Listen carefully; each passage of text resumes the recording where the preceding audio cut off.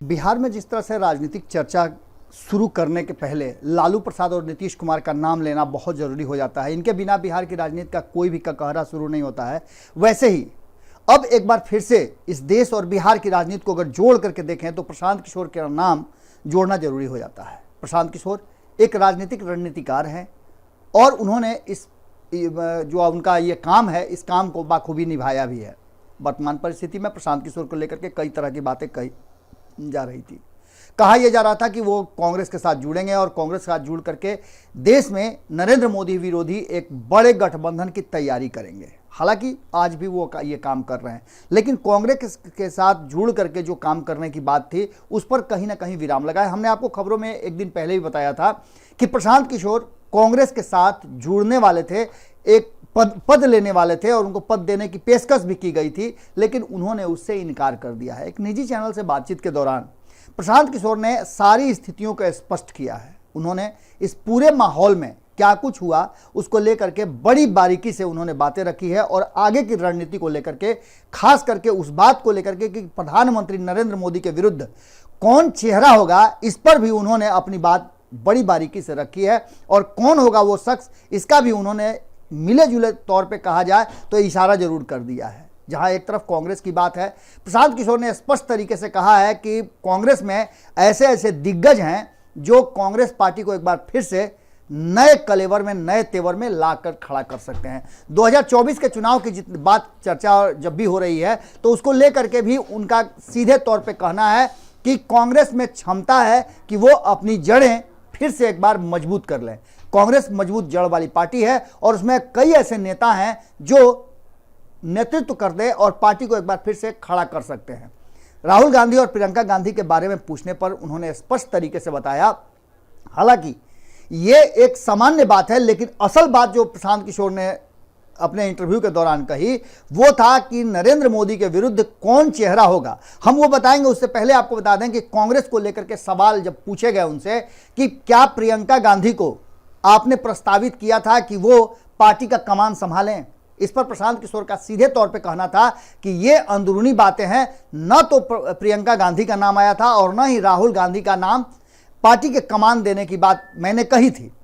Party का नेतृत्व है और पार्टी नेतृत्व बेहतर तरीके से जानता है कि किसके हाथ में कमान दिया जा सकता है और कौन एक बार फिर से कांग्रेस को नया जीवन दे करके खड़ा हो सकता है 2024 के चुनाव में। उन्होंने स्पष्ट तरीके से उस चेहरे के जिक्र बार बार किए जाने पर कि कौन सा चेहरा होगा, क्या कांग्रेस में वो चेहरा है जिसको लेकर के प्रधानमंत्री के रूप में नरेंद्र मोदी के सामने खड़ा किया जा सके।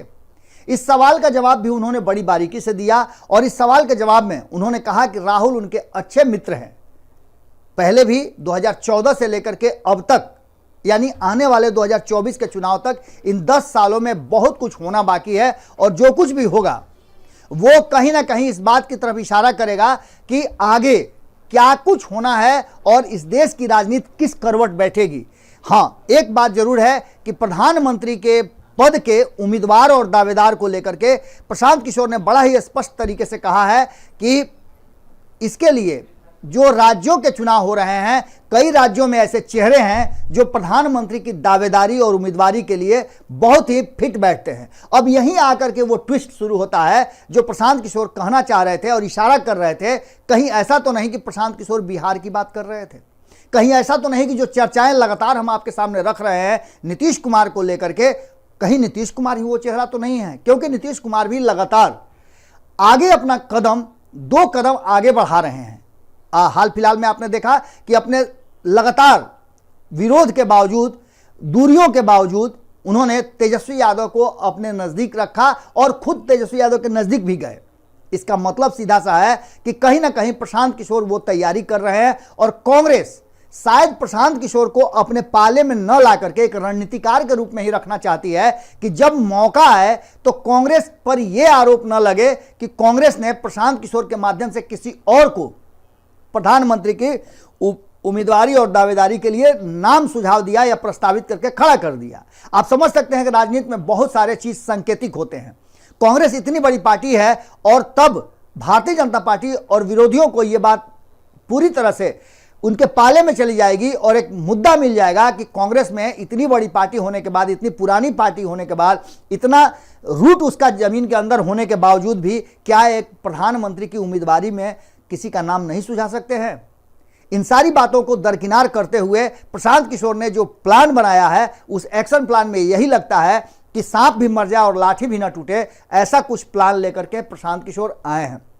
और इस प्लान में जिस तरह से प्रशांत किशोर चीज़ों को रख रहे हैं और मेन मुद्दे को जिस तरह से किसी अगले शिफ्ट के लिए वो टाल दे रहे हैं, यानी कि प्रधानमंत्री की उम्मीदवारी किसकी होगी, कौन नरेंद्र मोदी के विरुद्ध 2024 में चुनाव लड़ेगा, इस पर वो चुप्पी साध लेते हैं, लेकिन संकेत बता रहे हैं और इशारों में उन्होंने स्पष्ट कर दिया है कि राज्यों से आने वाले यानी क्षेत्रीय दलों के किसी नेता को जो उनके नज़र में हैं, उन्हें प्रधानमंत्री की उम्मीदवारी दी जा सकती है। और नीतीश कुमार से बेहतर चेहरा कौन हो सकता है? हो सकता है कि कोई और भी चेहरे हों। ममता बनर्जी भी लगातार प्रशांत किशोर के साथ जुड़ी रही हैं, लेकिन ममता बनर्जी बंगाल छोड़ दें, ये संभव नहीं लगता है। नीतीश कुमार जिस स्थिति में हैं, उस स्थिति में सीधे तौर पे लग रहा है कि भारतीय जनता पार्टी को टक्कर देने के लिए प्रशांत किशोर ने जो नाम सुझाया है, वो कहीं ना कहीं नीतीश कुमार के नाम के तरफ ही इशारा कर रहा है।